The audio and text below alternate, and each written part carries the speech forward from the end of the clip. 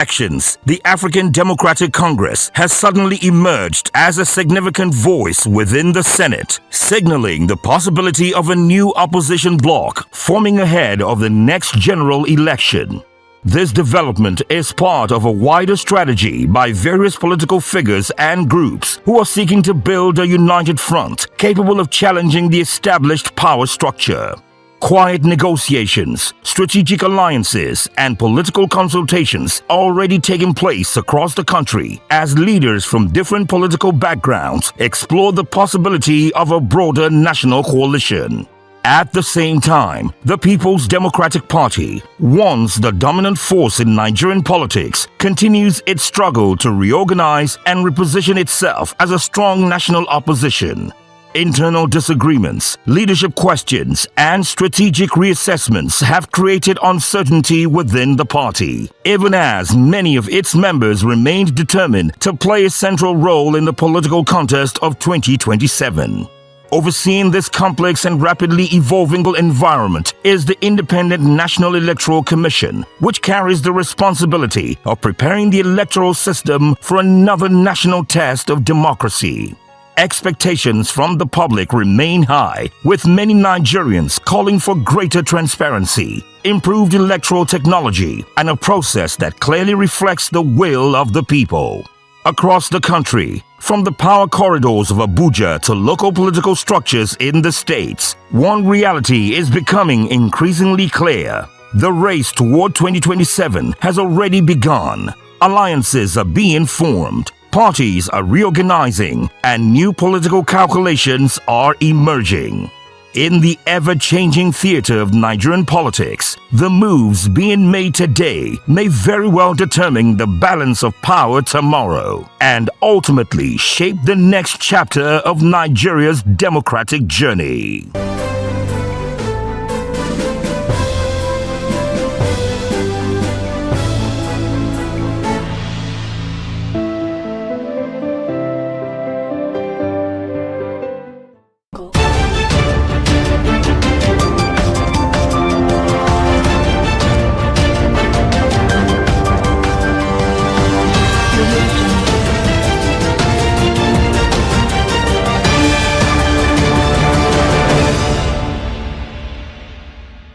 Coming to you live from our studios here in Lagos, Nigeria.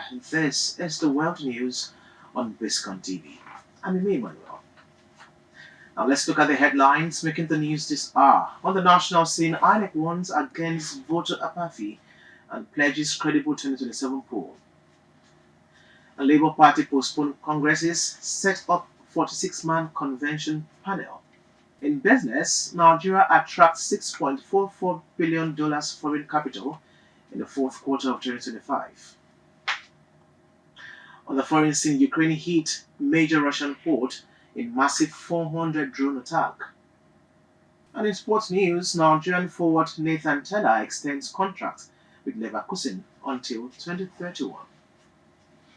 Now, let's bring you the news in detail. For the chairman of the Independent National Electoral Commission, INEC, Professor Joash Amokuton, has urged Nigerians, particularly young voters, against voter apathy ahead of the 2027 general elections, emphasizing that every vote matters in shaping the country's future. He made these remarks during the launch of INEC's 2026 Voter Education Manual and a youth-focused civic engagement campaign, noting a worrying drop in participants. Member National Convention Committee to oversee its upcoming national convention.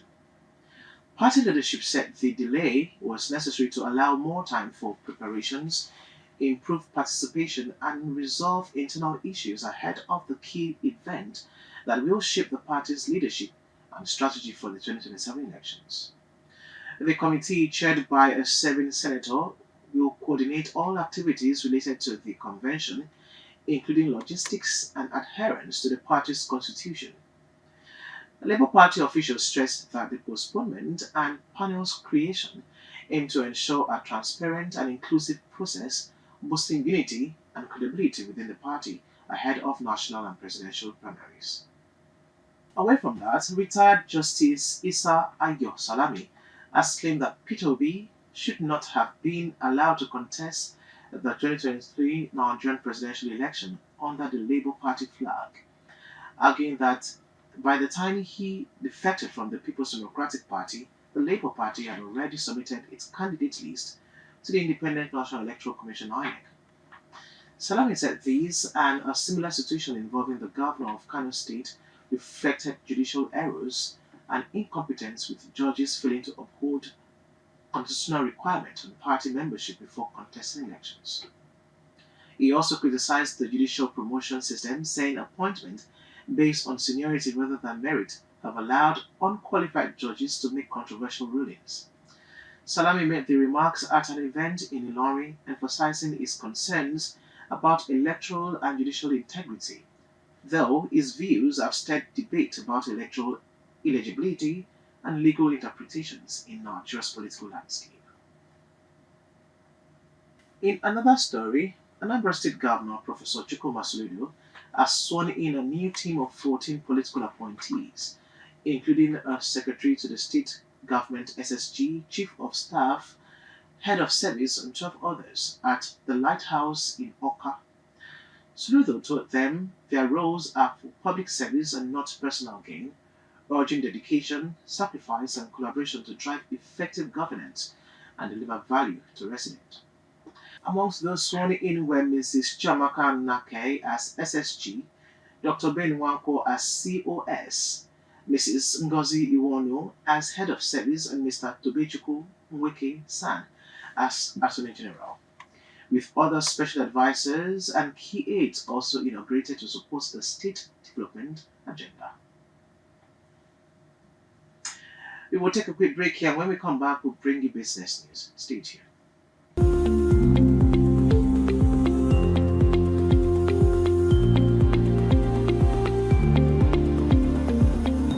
Welcome back. In business, Nigeria recorded a total foreign capital inflow of $6.44 billion in the fourth quarter of 2025, according to the National Bureau of Statistics.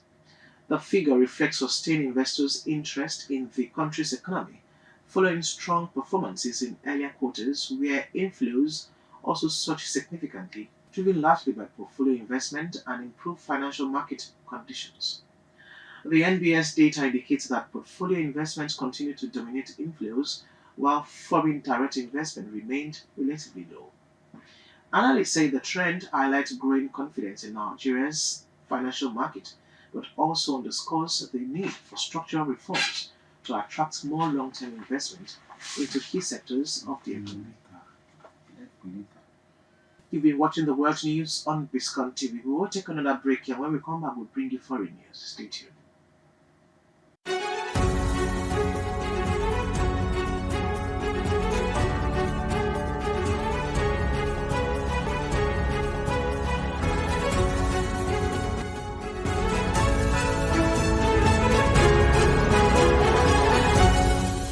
Welcome back. On the foreign scene, Ukraine has launched one of its largest drone assault of the war, deploying nearly 400 drones in a coordinated strike targeting Russian territory, including a key oil export port in the northwest. Russian authorities said the attack sparked a fire at the Baltic Sea port of Utluga, a major hub for petroleum export, highlighting Kyiv's growing ability to hit strategic infrastructure deep inside Russia. The barrage comes amid escalating hostilities following a record wave of Russian drone and missile attacks on Ukraine just days earlier. Moscow claims most of the drones were intercepted, but the strike underscores intensifying tit-for-tat attacks between both sides, with energy facilities increasingly becoming prime target in the prolonged conflict. Let's take another break here. When we come back, it will be sports news. Audio Jungle.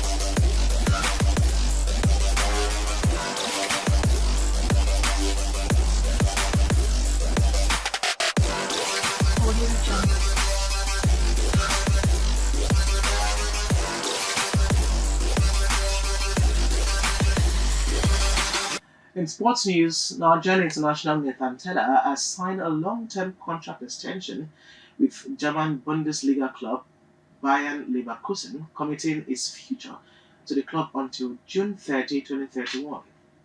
The 26-year-old winger, who joined Leverkusen in 2023, has become a valued part of the squad, and the new deals underscores the club's confidence in his potential and contribution moving forward.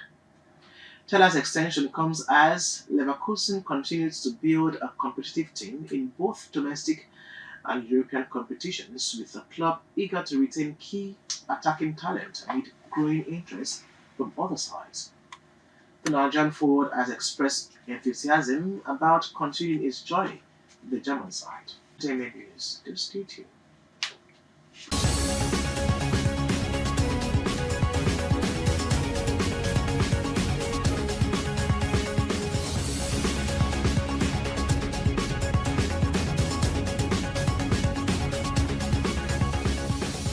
And finally, on entertainment news, Nollywood actress Bisola Badmus has publicly defended her colleague Biola Bayo after widespread criticism over Bayo's interview with convicted actor Baba Ijesha. On set, praising Bayo for her strength and kindness and urging her to stay calm amid the controversy.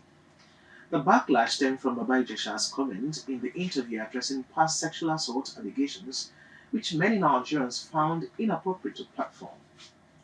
Critics targeted both the interviewee and Bayo for airing the discussion, prompting Bayo to apologize and remove the content from social media. Badmos's backing highlights solidarity among industry peers during the public outcry. And that's it for now on Biscon TV News. But before we go, let's look at the major headlines that made the news this hour.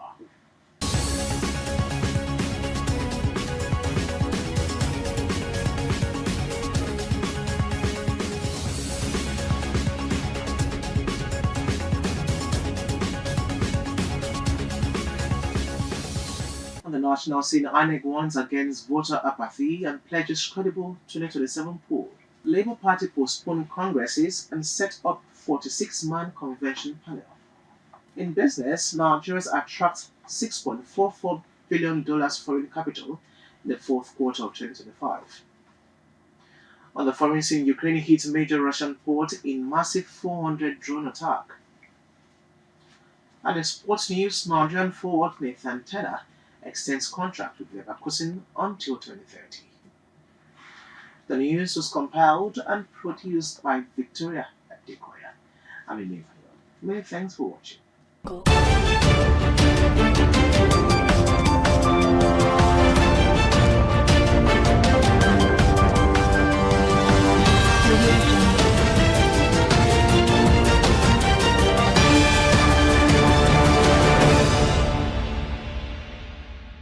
I greet you folks. It's time again for us to interrogate one of them issues that keep getting thrown up by my country, your country.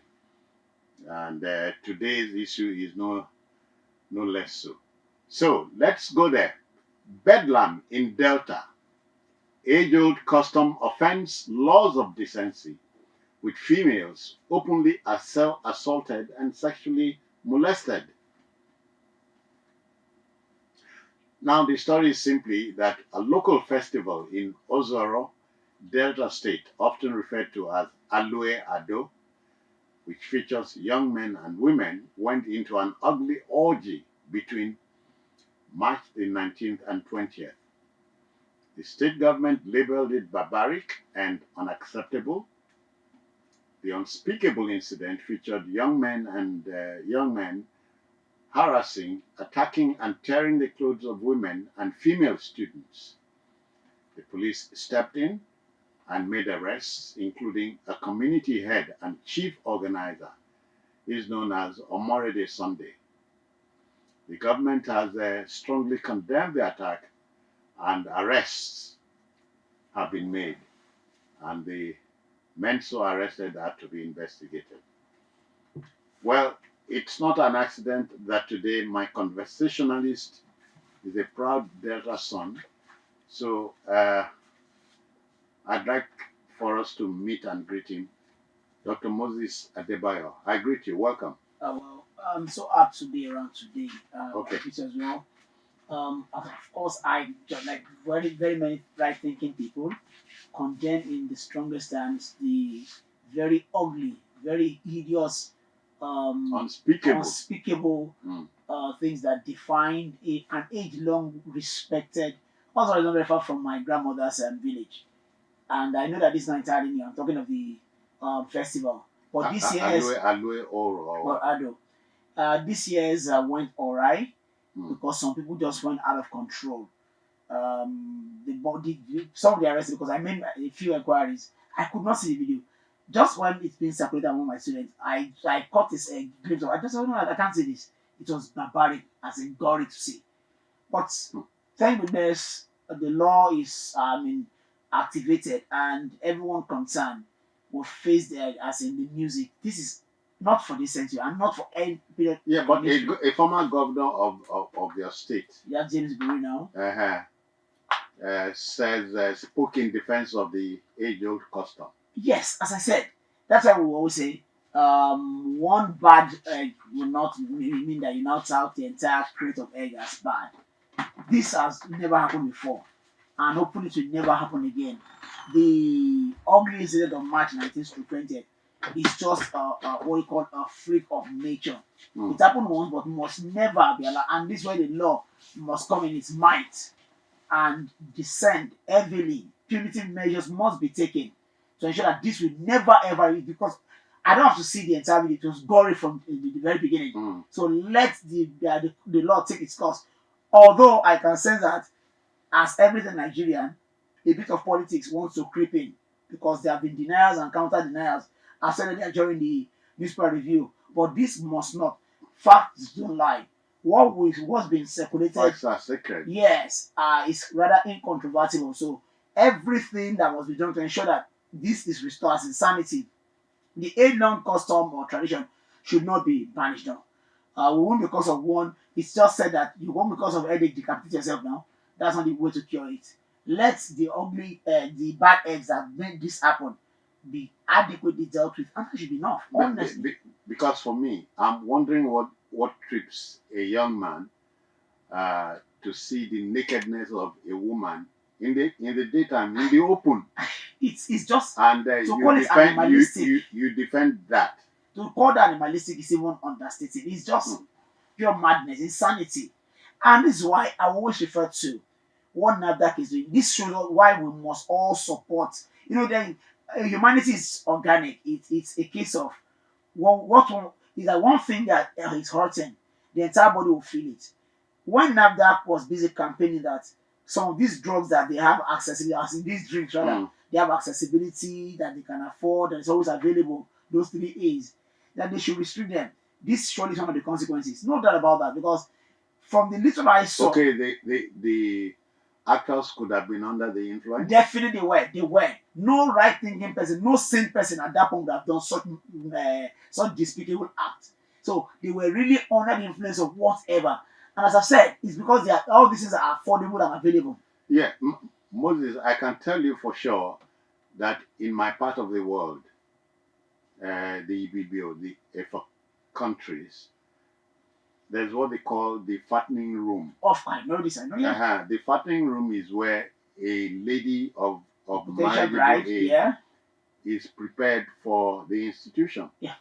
And on the day she finishes, she dances to the admiration of the groom or the husband to be. Yeah, in the open. Yeah. And she is not molested. No, look. But this particular one at Ozoro, I hear had been on for years. You mean the molestation? No. The festival. Yes. Fertility festival, where True. I'm told. It's just a case of one thing gone all right. The law is capable enough to fix this. And I always say this, look, because it's been spun in so many ways. Especially as fallacies as sounding Western world. You know, they want to make us look as if we are still savages. But no, it's not true. The situation is not helped by people uploading gory pictures. Sometimes this Shylock social platform, because they are always greedy, they want to make money. Or with this that were carried out. Oh yeah. And you wonder, but this is supposed to be the developed world. Nobody condemns it when it comes to their own. But here, a monarch dies, or a monarch, as they'll say, joins us ancestors, and we try to perform our rights here, then all hell will be let loose.